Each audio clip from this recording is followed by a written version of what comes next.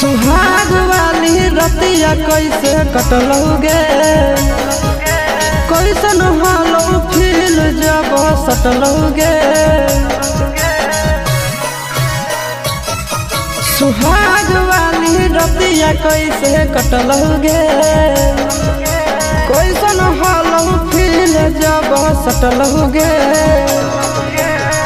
घुंघटा उठावे घड़ी क्या किया यदिया, घुंघटा उठावे घड़ी क्या किया यदिया। पहले बुताया दिया फिर चुमा उठ पे लिया, हम हो गए बेहोश पता न पिया बाद में क्या क्या किया। हम हो गए बेहोश पता न पिया बाद में क्या क्या किया।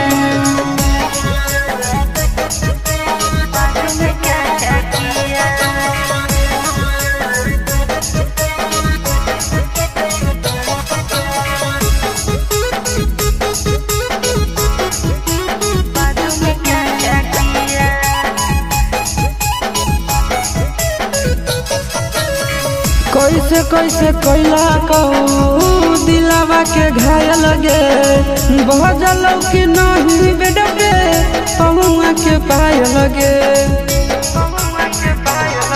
अरे मीठा मीठा दर्द उठल टूटल जवानी गरे, घड़ी में देखली हो बेर बाजो हल तीन रे। खेला कौन खेला जब भर लोटा दूध पिया, खेला कौन खेला जब भर लोटा दूध पिया।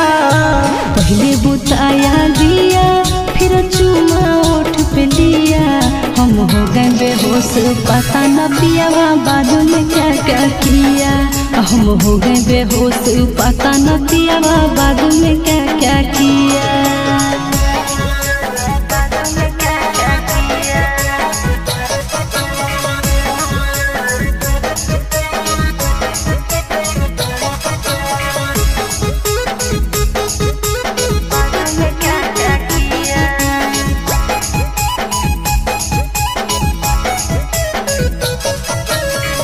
खेलनी कबड्डी कैसे सैया जी के संग में, कैसे तू डूब गई प्याज वाला रंग में। कितना बतैयो आशीष प्यार के तरीका, आनंद पर का सौठा लाली कल कैफिका। खेत में तोरा बो दिया कैसे प्यार के बिया, खेत में तोरा बो दिया कैसे प्यार के बिया। पहले बुताया दिया फिर चुमा उठ पे लिया, हम हो गए बेहोश न जाने पिया बाद में क्या क्या किया।